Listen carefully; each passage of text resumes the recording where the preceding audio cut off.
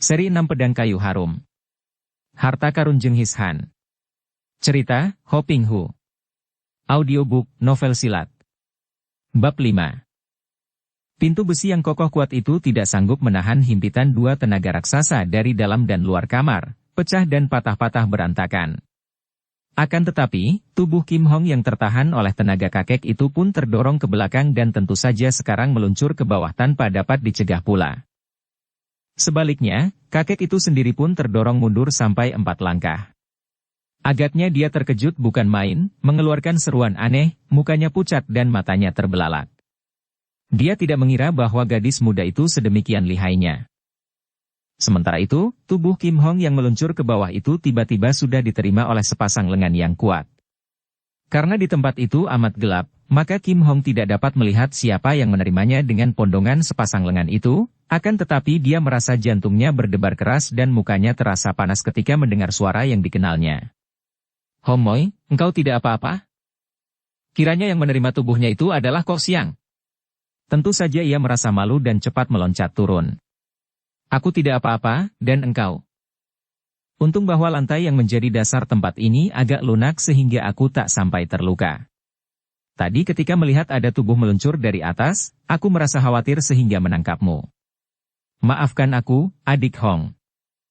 Betapa sopan pemuda ini, pikir Kim Hong. Dia mengerti bahwa pemuda itu sama sekali tidak mempunyai bayangan pikiran kotor saat menerima tubuhnya. Dan sekarang, melihat dia tidak apa-apa dan sesungguhnya tidak perlu ditangkap dalam pondongan, pemuda itu minta maaf. Bagaimana mungkin dia bisa marah terhadap pemuda seperti ini? Tidak apa-apa dan terima kasih, Bu Tuako. Kita berada di mana? Kita harus dapat keluar dari tempat ini. Tak kusangka bahwa kita telah terjebak. Tadi sudah kuperiksa dengan teliti, akan tetapi baru sebentar karena kulihat engkau jatuh ke bawah. Agaknya tempat ini buntu, merupakan lubang seperti sumur. Sama sekali tidak ada jalan keluar dari sini kecuali melalui atas. Belum tentu. Mari kita periksa lagi dengan meraba-raba. Mereka pun mulai meraba-raba pada sepanjang dinding yang bentuknya bundar seperti sumur itu. Apakah yang telah terjadi? Bukankah kita dimasukkan kamar tahanan kantor kejaksaan? Mengapa kita terjebak seperti ini? Mungkinkah di kantor pemerintah ada tempat jebakan seperti ini? Sambil memeriksa dinding, Kok Siang mengomel karena dia sungguh merasa penasaran dan terheran-heran. Ah, Tuako. Dimanapun juga, apapun juga kedudukannya, manusia tetap merupakan makhluk yang palsu dan kejam. Sebenarnya aku sudah tidak setuju untuk menyerahkan diri. Kurasa penangkapan itu memang sudah diatur sebelumnya. Tentu ada hubungannya antara Tia Chiang Lui Chaiko dengan perwira itu. Dan kulihat tadi kakek yang menyambut pukulanku ke arah pintu, sungguh dia seorang lihai, seorang lawan tangguh. Siapa dia? Aku belum pernah mengenalnya, akan tetapi aku dapat menduganya. Mungkin dia itulah yang menjadi dalang dan biang keladi ini semua, yang menjadi raja penjahatnya. Siapa? Pemuda itu berhenti meraba-raba karena memang sekeliling dinding ruangan itu tanah padas belaka. Kalau tidak salah tentu yang bernama Pati Moko Bo Kim Seng. Ah! Kau mengenal dia? Mengenal orangnya sih belum, akan tetapi siapa yang tak pernah mendengar namanya? Pati Moko adalah nama seorang datuk kaum sesat yang baru. Semenjak 4 orang datuk kaum sesat itu lenyap, boleh dibilang dia inilah yang dikenal sebagai datuk. Engkau tentu pernah mendengar nama-nama keempat datuk kaum sesat, bukan? Pertama adalah si Tianong datuk dunia barat yang kabarnya telah tewas oleh pendekar sadis. Kedua adalah Pak San Kui Siang Koan Tiang yang kabarnya juga tewas di tangan pendekar itu. Ketiga adalah Tung Haisian datuk timur yang kini sudah melepaskan kedudukannya dan mencuci tangan, hidup sebagai seorang saudagar yang tidak pernah mencampuri urusan dunia Kang Ou lagi. Keempat adalah Lamsin datuk selatan yang lenyap tanpa ada yang tahu kemana perginya. Nah, setelah keempat orang datuk kaum sesat itu lenyap, lantas muncullah Pati Moko ini. Tentu saja apa yang diceritakan oleh Kok Siang itu diketahui dengan baik oleh Kim Hong karena dia sendirilah yang dulu menyamar sebagai seorang nenek yang berjuluk Lamsin. Dengan sendirinya dia tidak tertarik oleh cerita itu, akan tetapi dia sangat memperhatikan nama Pati Moko.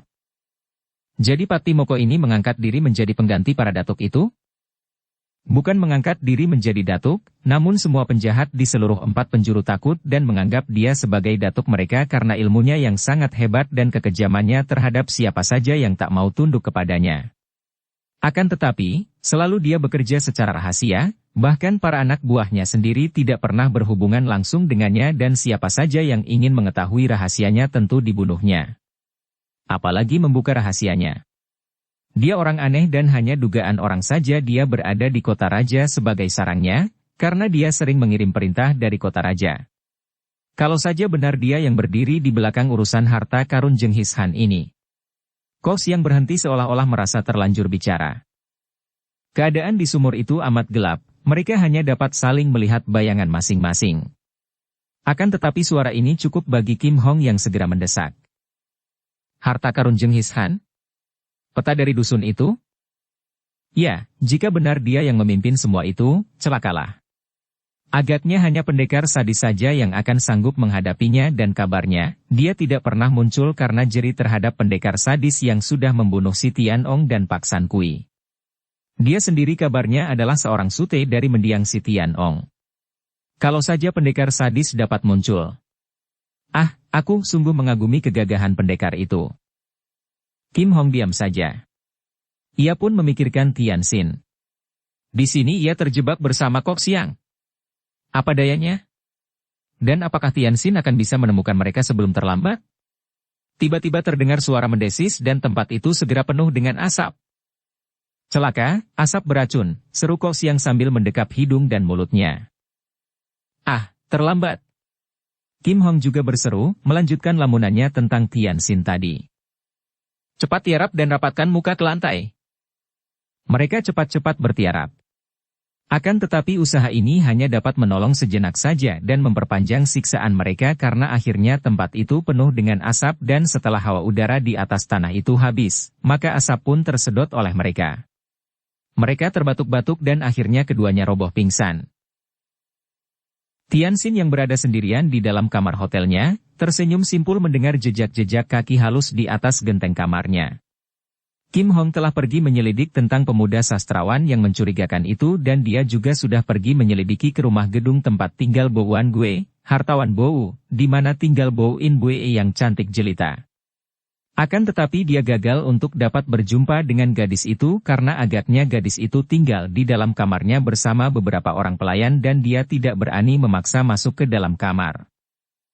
Dia hanya menyelidiki keadaan gadis dan keluarganya dengan mencari keterangan di luar dan dia mendengar bahwa Bo Xiaoqia terkenal sebagai seorang gadis kaya raya yang berhati mulia, suka menolong orang dan di samping itu juga gadis ini dikenal mempunyai kepandaian silat tinggi sehingga semua orang mengagumi dan menghormatinya. Agaknya tidak ada yang mencurigakan pada diri gadis ini. Maka, dia segera kembali ke kamar hotel, dengan keputusan untuk mengunjungi gadis itu secara berterang pada keesokan harinya, kalau bisa bersama dengan Kim Hong, sebagai sahabat-sahabat baru. Namun pada malam hari ini, menjelang tengah malam, dia mendengar jejak kaki di atas genteng kamarnya itu. Bukan Kim Hong, pikirnya. Kalau Kim Hong yang datang, bahkan dia sendiri pun tidak akan dapat mendengar jejak kakinya, kecuali kalau dia sedang dalam semedi dan mencurahkan seluruh perhatiannya. Dalam keadaan seperti itu, jarum jatuh pun akan terdengar olehnya. Namun dalam keadaan biasa, sukarlah dicari orangnya yang akan mampu mendengar telapak kaki Kim Hong yang memiliki ginkang hampir sempurna itu. Bukan, ini tentu orang lain. Ginkangnya belum sehebat Kim Hong, akan tetapi sudah cukup lumayan, bukan penjahat biasa. Siapa lagi kalau bukan utusan para penjahat itu? Dengan pendengarannya yang tajam, Tianxin mengikuti gerak-gerik orang yang datang itu tanpa bergerak dari atas pembaringannya di mana dia sedang duduk bersila. Karena dia kini memusatkan perhatiannya, maka dengan jelas dia dapat mengikuti gerakan orang itu. Beberapa lamanya orang itu mendekam di atas genteng, membuka genteng mengintai ke dalam, lalu berlari di atas genteng, melompat turun dan menghampiri jendela kamarnya. Tianxin tersenyum geli. Seorang penjahat yang masih hijau, pikirnya. Akan tetapi, senyumnya segera lenyap dari mukanya ketika tiba-tiba dia mendengar suara berbisik dari luar jendela itu. Tai Hiap, jangan kaget, aku yang datang. Suara Bo In Bue. Tentu saja hal ini sama sekali tak pernah disangkanya dan jantung pemuda itu berdebar kencang. Mau apa gadis itu malam-malam datang mengunjunginya dan dalam keadaan yang demikian mencurigakan?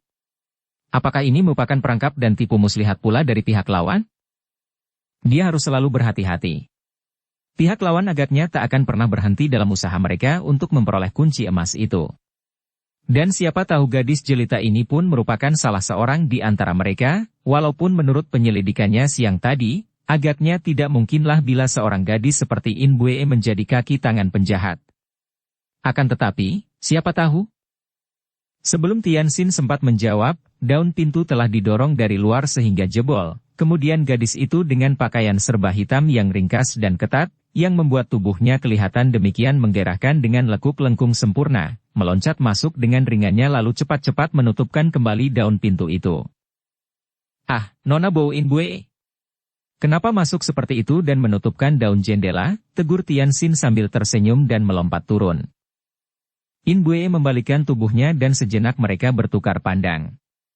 Di bawah cahaya lilin tunggal itu, wajah yang halus manis itu nampak kemerahan. "Habis? Apakah aku harus berkunjung secara terang-terangan dan biar terlihat oleh orang lain? Betapa janggalnya seorang gadis berkunjung di tengah malam melalui pintu depan begitu saja. Lalu, tentu ada hal penting sekali maka gadis itu datang berkunjung pada tengah malam melalui atas genteng dan membongkar jendela," kata pula Tianxin, masih tersenyum. Wajah gadis itu menjadi semakin merah seperti terbakar api lilin dan mukanya menunduk, akan tetapi segera diangkatnya kembali dan dengan mata berseri ia memandang pemuda itu. "Apakah engkau menyesal atas kedatanganku, Tai Hiap? Jika begitu, biarlah aku pergi saja." Dan dia membuat gerakan hendak membuka daun jendela. Akan tetapi Tianxin bukan anak kecil. Sudah beberapa kali dia bergaul dengan wanita dan dia sudah mengenal benar kemanjaan dan kepura-puraan dalam sikap wanita seperti yang diperlihatkan gadis itu. Dia pun memegang tangan gadis itu. "Tunggu dulu, Nona. Siapa bilang aku menyesal? Aku merasa gembira sekali, seolah-olah kejatuhan bulan dan aku merasa terhormat sekali." In Bue membalik lagi. Tangan kirinya yang kecil lembut itu masih dipegang oleh Tianxin. Tangan itu menggelepar hangat, terasa oleh Tianxin seperti seekor burung pipit di dalam genggamannya. Lalu In Bue menarik perlahan tangannya, dan sambil tersenyum simpul dia bertanya. "Beginikah menerima tamu? Tidak disuruh duduk? Betapa sopannya." Tianxin tertawa. Maaf. Silakan duduk, Nona." In Bue lalu duduk di atas kursi, sedangkan Tianxin duduk pula di atas pembaringan. Sejenak mereka kembali berpandangan dan gadis itu tersenyum manis. "Kau bilang tadi girang seperti kejatuhan bulan? Jika benar kejatuhan bulan, mungkinkah masih dapat bergirang hati? Aku pernah membaca dalam kitab kuno bahwa bulan hanya indah dan kecil nampak dari sini. Padahal merupakan sebuah dunia yang besar." Tianxin tersenyum. "Bukan begitu maksudku. Akan tetapi bulan demikian indahnya dan wajahmu juga indah dan manis seperti bulan." Engkau perayu benar, Cheng Tai Hiap." In Bue melempar senyum dan kerling tajam memikat. Tianxin menduga-duga apa gerangan yang tersembunyi di balik senyum dan kerling itu. Kalau benar gadis ini merupakan kaki tangan penjahat, tentu mudah diterka.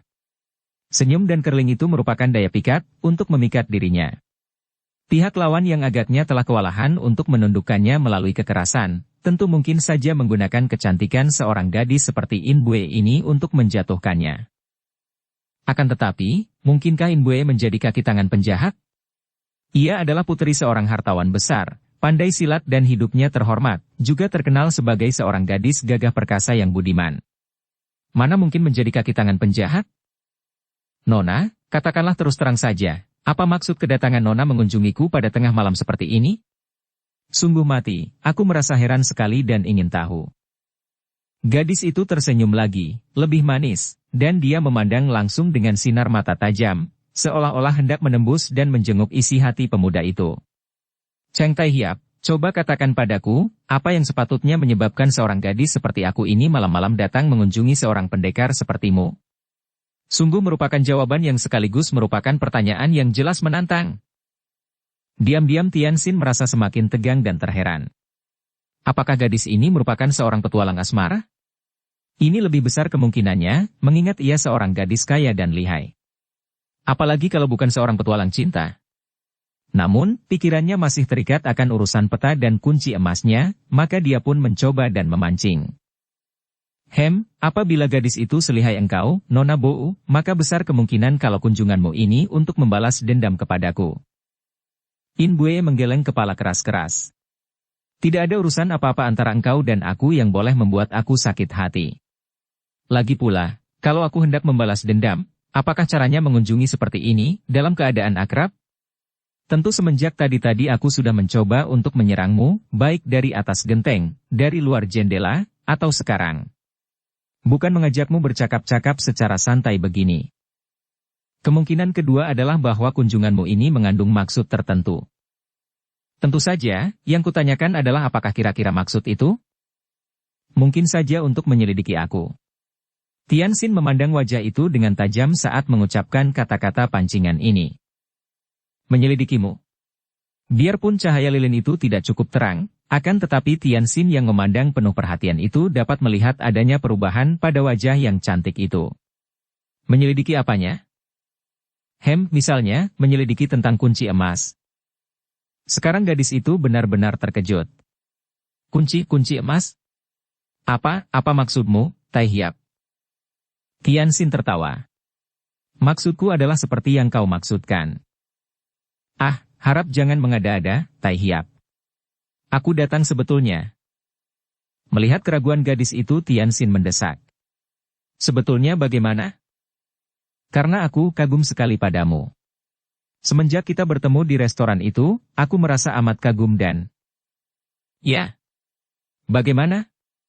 Aku ingin mempererat persahabatanku denganmu. Begitukah? Sungguh beruntung sekali aku. Tentu saja ku terima dengan tangan dan hati terbuka. Gadis itu mengangkat muka. Wajahnya yang tersorot cahaya lilin kemerahan itu sungguh cantik manis. Dengan hati terbuka? Kulihat hatimu sudah tertutup penuh oleh Enci Kim Hong. Tianxin tersenyum. Ternyata benar saja, gadis cantik manis yang kaya raya ini adalah seorang petualang asmara. Mungkin juga hendak memikatnya. Kita sama-sama lihat saja, pikirnya. Siapa yang terpikat nanti? Haha, In Bue yang manis, dalam hatiku masih terbuka ruang yang lebar untuk seorang gadis seperti engkau. Dan dia pun meraih dan menangkap pergelangan tangan gadis itu, lalu ditariknya ke arah dirinya. Ih, mau apa kau? Gadis itu berseru dan kedua tangannya langsung mengirim pukulan bertubi-tubi ke arah muka, leher dan dada Tianxin. Serangan yang sungguh-sungguh, bukan main-main dan dilakukan pada jarak sangat dekat. Namun, tentu saja serangan itu tidak terlalu berbahaya bagi Tianxin. Plak plak plak plak. 4 kali pukulan gadis itu dapat ditangkis dengan mudah oleh Tianxin dan tangkisan terakhir disertai tangkapan pada kedua pergelangan tangan itu sehingga In Bue hanya dapat meronta-ronta tanpa dapat memukul lagi. Lepaskan aku. Lepaskan aku, serunya dengan suara lirih karena dia pun tidak ingin membangunkan para tamu di kamar-kamar lain. Akan tetapi Tianxin belum mau melepaskan pegangan kedua tangannya. Benar-benar hebat. Tengah malam engkau datang memasuki kamarku, kemudian merayu dan bahkan sekarang hendak membunuhku. Nona Bo In Bue, sebenarnya apa sih yang engkau kehendaki dariku? Lepaskan aku. Kau laki-laki kurang ajar. In Bue masih meronta-ronta, akan tetapi pegangan kedua tangan pemuda itu sungguh kuat bukan main. Kau dengar baik-baik, Nona manis. Aku Cheng Tianxin selama hidupku belum pernah memakai kekerasan untuk memaksa seorang wanita mencintaku. Aku bukannya seorang Jai Huaket, aku bukan pula seorang hidung belang. Aku hanya akan mendekati wanita kalau wanita itu pun menghendakiku. Maka, jangan khawatir, Nona. Ingat, yang datang ke kamarku malam-malam adalah engkau. Sesudah berkata begini, Tianxin menarik Nona itu mendekat, lantas memegang kedua pergelangan tangan yang kecil itu dengan jari-jari tangan kanannya, dan dengan tangan kirinya yang kini bebas itu dia menjambak rambut In Bue. Menarik mukanya mendekat lalu mencium bibir itu. In Bue meronta-ronta, akan tetapi makin meronta, ciuman itu semakin kuat hingga akhirnya tubuhnya terkulai lemas, dia menyerah dan terisak. Ketika Tianxin melepaskannya, dia pun langsung jatuh terkulai di atas pembaringan. Itu tadi adalah hukumanmu karena engkau sudah datang di sini pada tengah malam dan mencoba merayuku, lantas menyerangku tanpa memberitahukan sebab-sebabnya. Sudah selayaknya kalau engkau dipukul, akan tetapi aku tidak tega. Nah, ciuman itu tadi adalah hukumannya sebagai pengganti pukulan. Sekarang, bicaralah atau keluarlah. In Bue yang menerima tugas dari suhunya untuk merayu dan menjatuhkan pemuda ini, dengan menggunakan kecantikannya, kini sadar bahwa usaha yang dilakukannya secara terpaksa itu sudah gagal sama sekali. Ketika tadi kedua lengannya ditangkap tanpa dia mampu melepaskan diri, lalu ketika dia dicium, hatinya sudah jatuh terhadap kegagahan pria ini. Seorang pria yang luar biasa. Kini dia mengangkat tubuhnya, duduk dan memandang kepada pemuda itu dengan mata basah dan berlinang air mata. Dia lalu teringat akan keadaan dirinya, akan tekanan yang dilakukan oleh pamannya atau gurunya dan tiba-tiba dia pun menangis sesenggukan. Masih belum terlambat bagimu untuk bisa memperbaiki semua kesalahan, Nona. Jangan menangis, aku paling tidak tahan jika melihat wanita cantik menangis. Tianxin berkata halus sambil meraba pundak yang bergoyang-goyang itu. Mendengar ucapan halus ini, tangis In Bue makin menjadi dan dia pun merangkul dan menangis di atas dada Tianxin, menangis sampai mengguguk. Tianxin mengerti bahwa tangis ini bukanlah air mata buaya, bukan tangis buatan untuk menundukkan hatinya, akan tetapi tangis yang timbul dari hati duka dan menyesal. Maka dia pun merasa kasihan, lantas merangkul dan menggunakan tangannya untuk mengelus rambut kepala yang agak kusut itu. Sentuhan tangannya, rabaan dan elusan tangan yang lembut itu sama sekali tidak mengandung gelora birahi, melainkan rasa iba yang tulus dan hal ini terasa oleh In Bue yang menjadi makin terharu. Maafkan aku, Cheng Tai Hiap, maafkan aku. Demikian dia berbisik-bisik di antara isaknya. Tianxin mendekap tubuh itu, dipeluknya dengan erat, diciumnya rambut yang harum itu lantas dia pun berkata. Menangislah sepuasmu, kemudian kalau engkau suka, ceritakan padaku apa artinya semua ini, In Bue. Darah itu tak menjawab, menghabiskan isaknya di atas dada pemuda itu, membasahi baju Tianxin dengan air matanya dan air hidungnya. Sesudah hatinya yang tadinya terhimpit itu terasa lapang, seakan-akan himpitannya terbawa keluar oleh air mata, maka dia pun mulai bicara. Tai Hiap, aku tahu bahwa engkau adalah pendekar sadis. Demikian dia berbisik-bisik di antara isaknya. Tentu saja kalimat pertama ini sangat mengejutkan Tianxin, sungguh pun tidak terlalu mengherankan karena memang sebagai pendekar sadis dia pernah menggegerkan kota raja sehingga sedikit banyak tentu ada juga yang mengenalnya.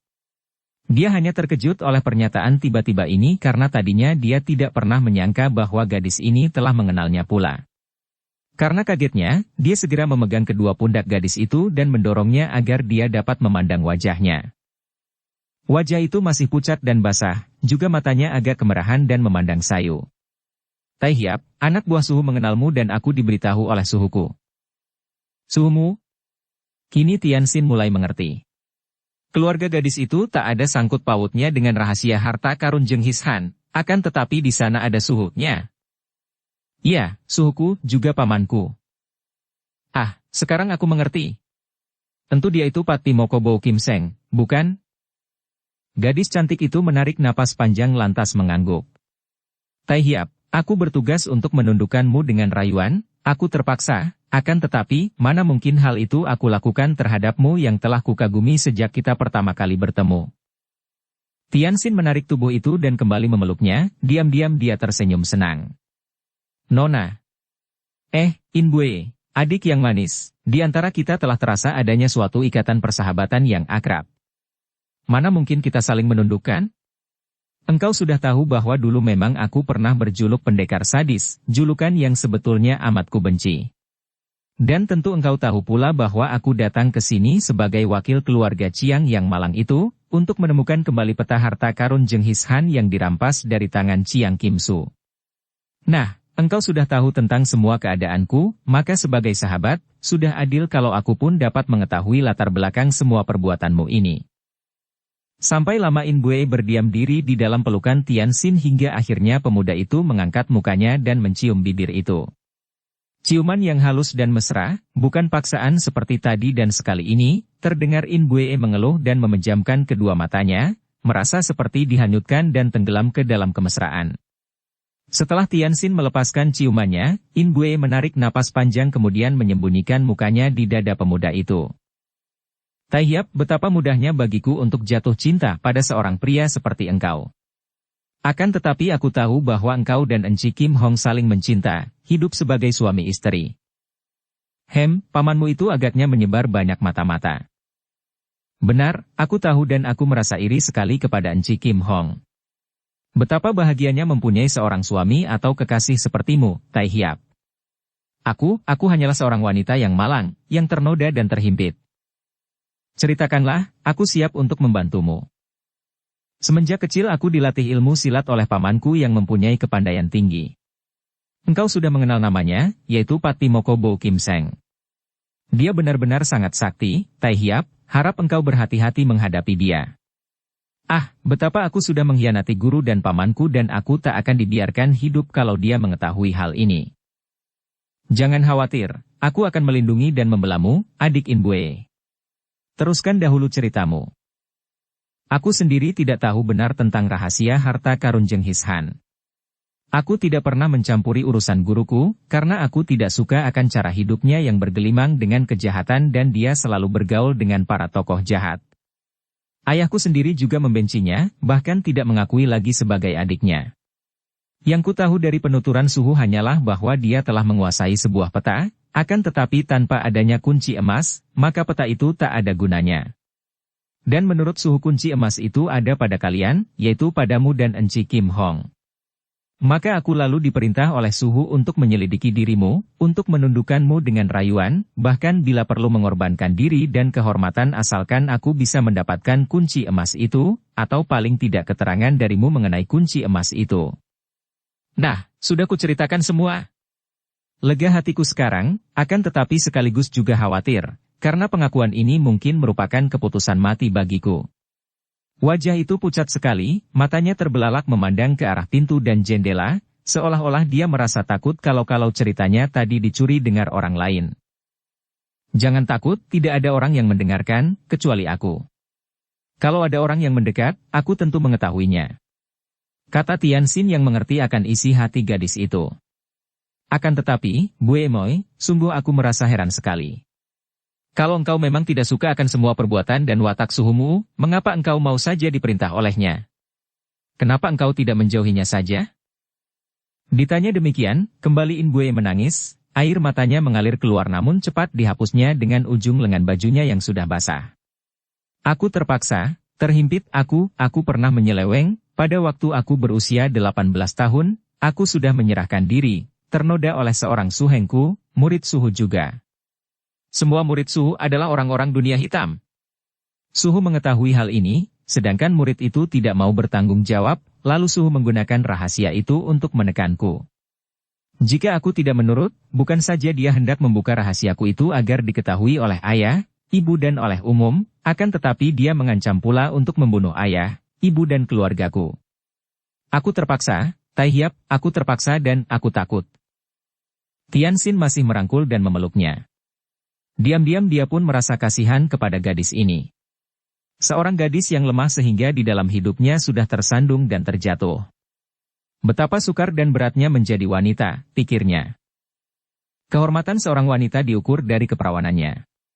Sekali saja dia lemah sehingga tergelincir, maka hal itu merupakan malapetaka yang akan merubah jalan hidupnya, akan mempengaruhi sepanjang hidupnya. Rasa takut akan selalu membayanginya, takut kalau aib yang menimpa dirinya ketahuan. Noda yang satu kali itu seolah-olah merupakan noda yang melekat kuat lahir batinnya, tidak dapat terhapus lagi sampai orangnya mati.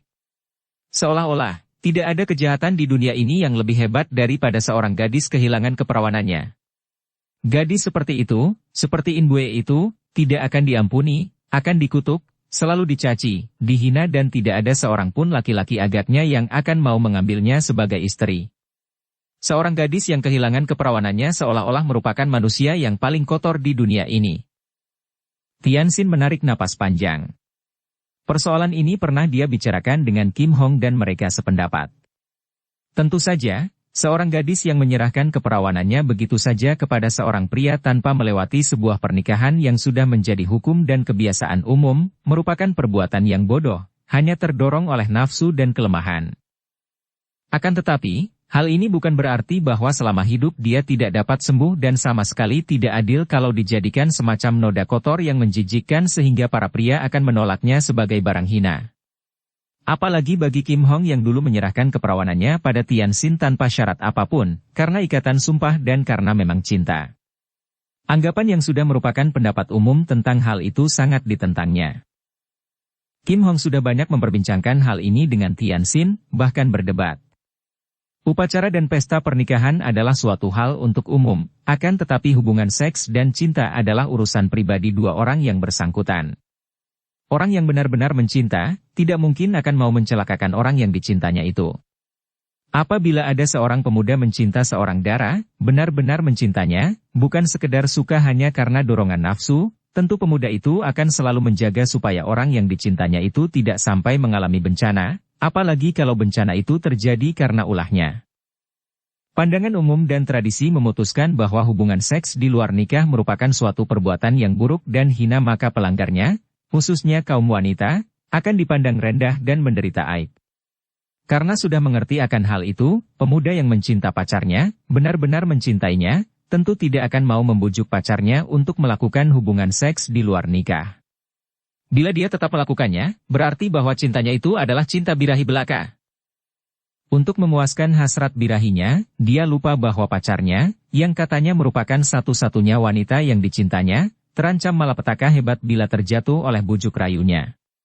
Dan banyak terjadi kenyataan bahwa setelah nafsu seksnya terpuaskan, pemuda itu baru melihat bahwa sesungguhnya dia tidak mencinta wanita itu, seolah-olah seorang kehausan yang setelah minum air sepuasnya lalu tidak lagi menginginkan air. Akan tetapi, dengan Tian Xin dan Kim Hong soalnya berbeda lagi. Mereka berdua hidup sebagai suami istri walaupun belum disahkan dengan upacara serta pesta pernikahan, bukan sekedar dorongan seks semata.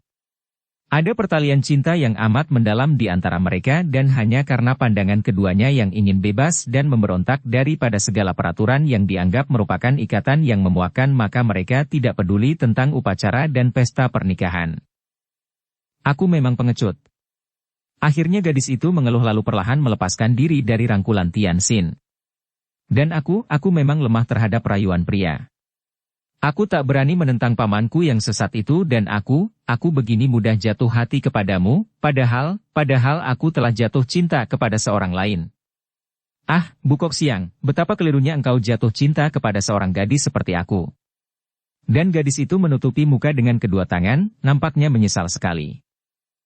Tian Xin memegang kedua lengan gadis itu, tidak lagi bersikap mesra. Maafkan aku, In Bue, bukan maksudku merayumu. Ah, kita ini memang hanya manusia-manusia lemah. Berdekatan dengan seorang seperti engkau ini, hati siapa takkan tertarik? Engkau saling mencinta dengan sastrawan itu? Bagus, dia seorang pemuda yang hebat. Dan memang sepantasnya bila seorang gadis seperti engkau ini tak usah takut-takut untuk menentang kelaliman dan kejahatan. Mati pun tak akan penasaran bila kita berada di atas kebenaran, In Bue. Dan aku pun akan melindungimu dari ancaman iblis yang menjadi pamanmu itu. Sekarang katakan, di mana aku bisa bertemu dengan Patimokobo Kim Seng itu?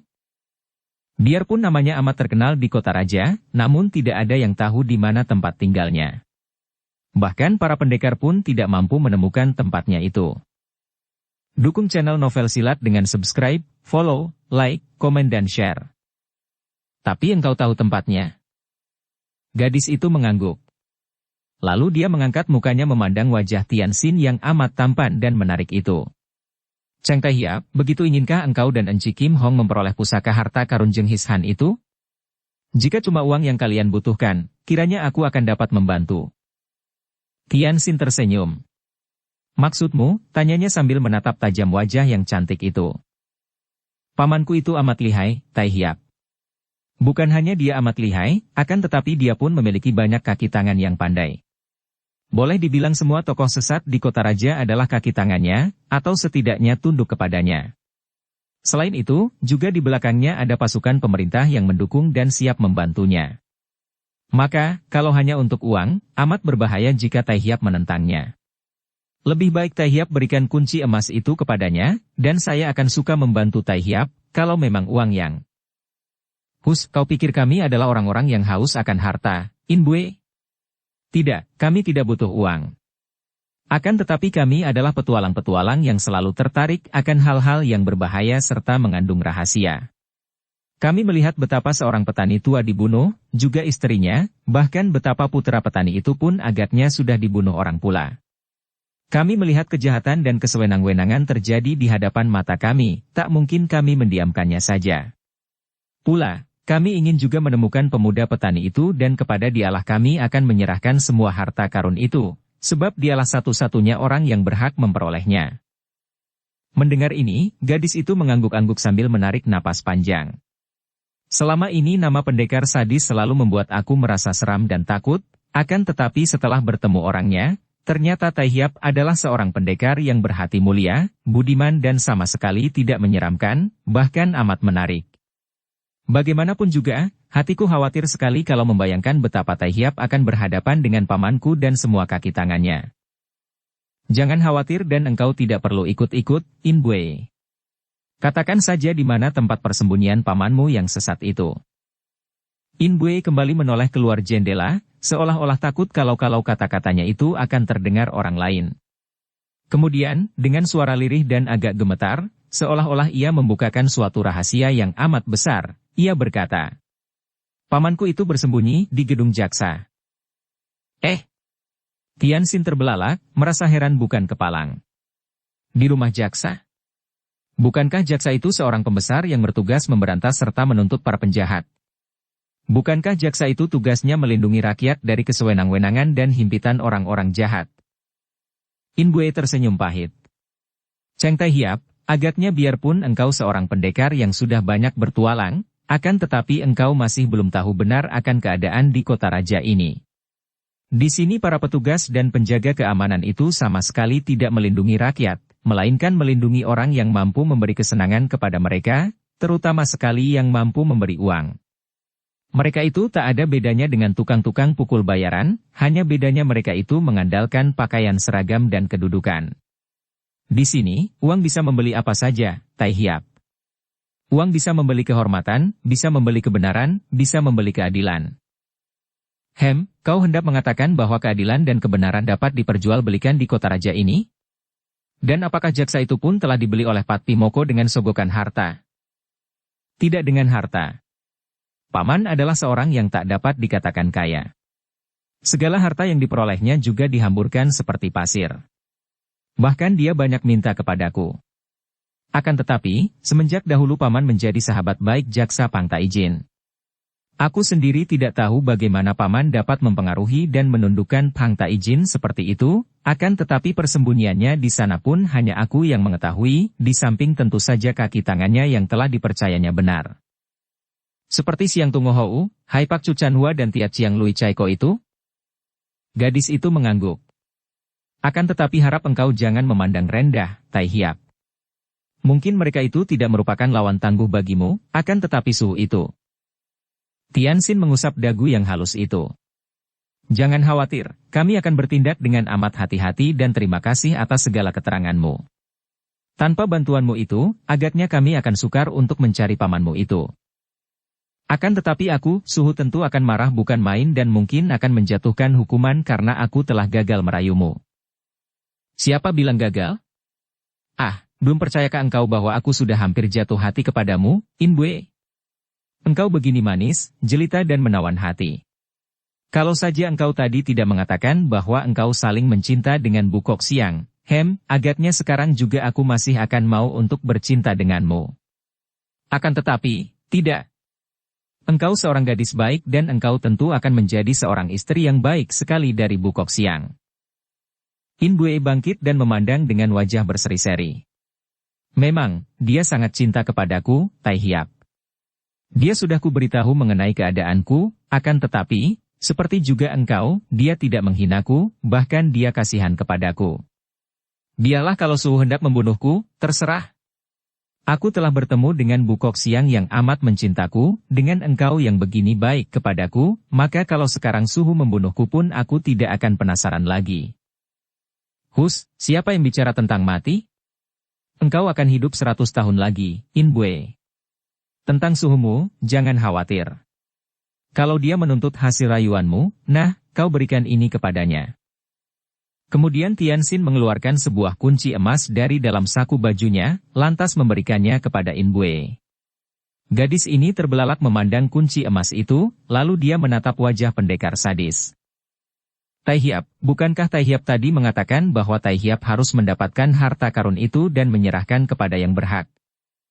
Tianxin tersenyum dan di dalam hatinya dia tahu bahwa gadis ini benar-benar sudah berubah, telah berpihak padanya dan secara diam-diam mulai menentang dan memusuhi guru atau pamannya.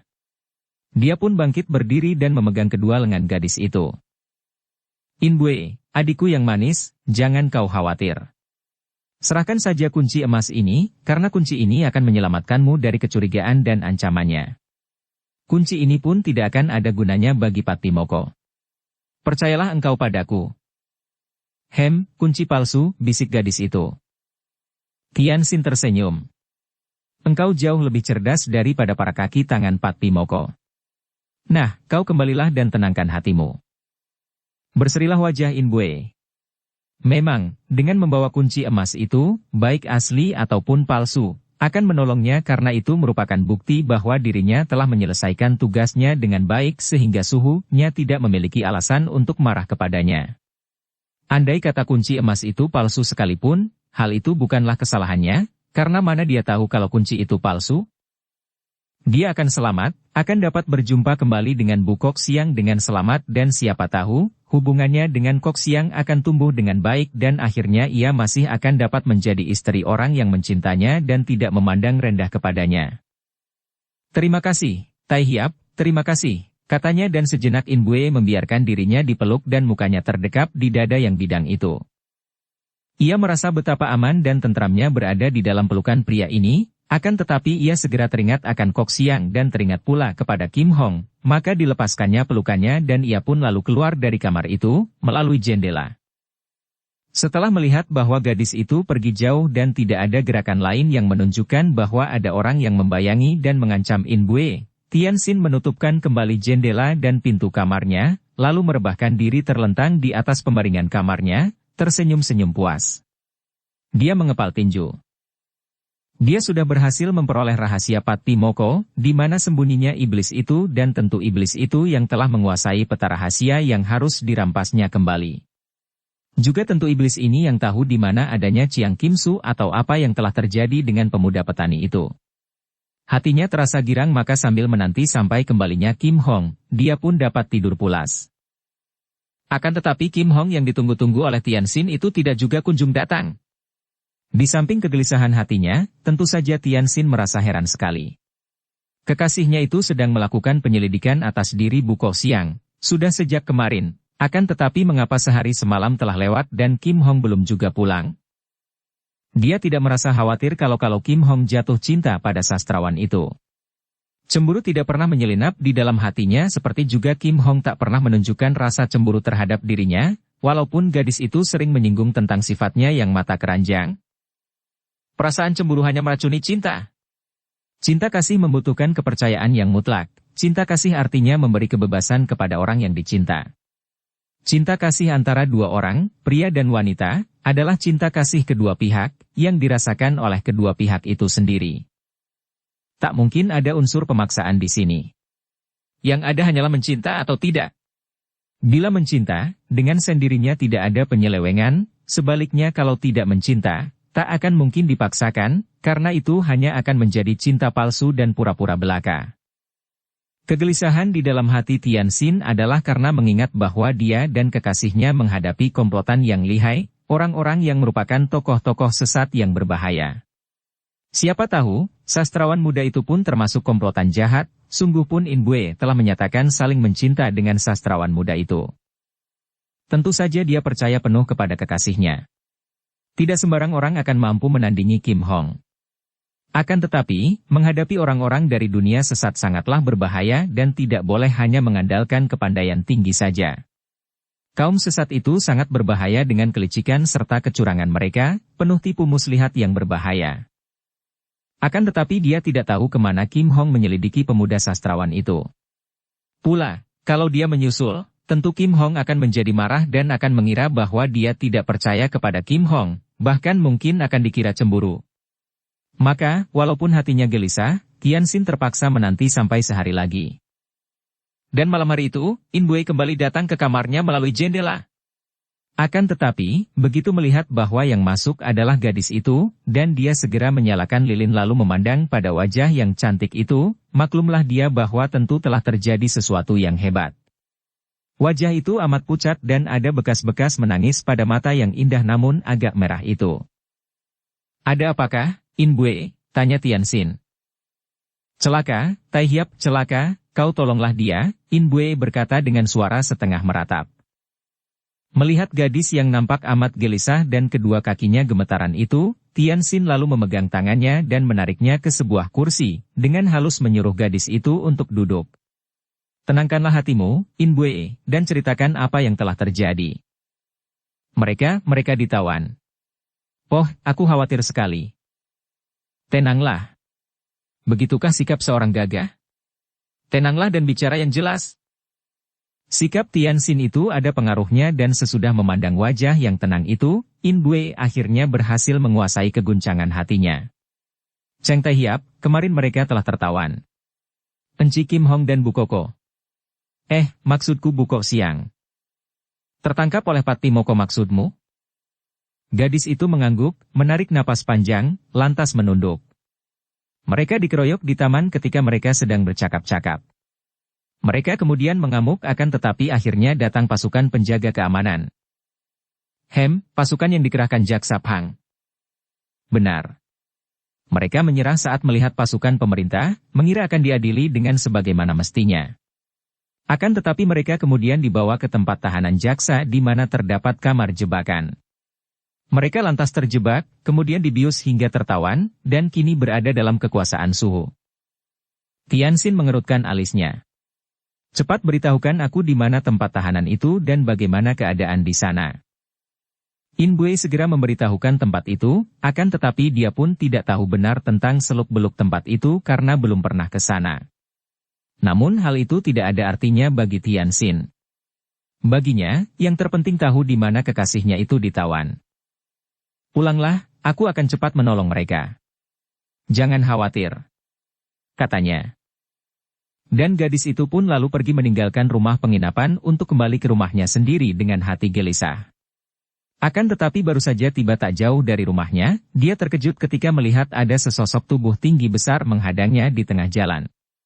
Ternyata sosok itu adalah gurunya, atau juga pamannya yang amat ditakutinya itu. Paman. Apa maksudmu mengunjungi pendekar sadis? Suara pamannya penuh dengan kemarahan dan kecurigaan. Aku. In Bue merasa takut sekali, akan tetapi tiba-tiba dia teringat akan anjuran Tianxin agar jangan takut menghadapi siapapun juga asalkan berada dalam kebenaran. Maka ia pun mengeraskan hatinya, memandang wajah pamannya itu dan berkata lantang. Paman, aku dengan Bu Kok Siang saling mencinta. Maka, melihat dia kau tawan, hatiku menjadi sangat gelisah sehingga aku pergi mengunjungi pendekar sadis itu untuk minta agar dia suka menolong dan membebaskan Bu Kok Siang. Kakek itu memandang tajam. Hanya untuk itu saja? Habis untuk apa lagi? Bukankah saya telah mendapatkan kunci emas itu dan telah saya serahkan kepada paman? Saya tak akan berani mengkhianati paman, akan tetapi melihat Bu Kok Siang ditawan, saya merasa khawatir dan untuk dia, saya rela mengorbankan nyawa sekalipun. Sejenak kakek itu diam, lalu mendadak tangannya bergerak dan sebelum keponakan atau juga muridnya itu dapat menghindarkan diri, kakek itu telah menotoknya, lalu menyambar tubuhnya dan dibawanya pergi dengan cepat. Kejadian itu tidak dilihat oleh siapapun juga karena terjadi di tempat sunyi dan gelap. Kalau begitu, engkau harus ikut denganku. Siapa tahu ada gunanya nanti. Sementara itu, Kim Hong bersama Kok Siang juga telah mengalami keadaan yang tidak menyenangkan. Seperti kita ketahui, dua orang muda itu terjebak di dalam kamar bawah tanah dan kemudian roboh pingsan oleh asap pembius yang tidak mungkin dapat mereka elakkan. Pada waktu siuman kembali, mereka mendapatkan diri mereka telah terbelenggu di atas dua dipan yang terdapat dalam sebuah kamar yang luas. Agaknya dipan itu bukan dipan yang biasa dipakai untuk tidur, namun dipan yang khusus dibuat untuk menyiksa orang. Dan teringatlah mereka bahwa mereka kini terjatuh ke dalam tangan petugas pemerintah yang entah mengapa telah menjebak dan menangkap mereka. Dipan itu terbuat daripada besi, ditanam di dalam lantai dan kuat sekali.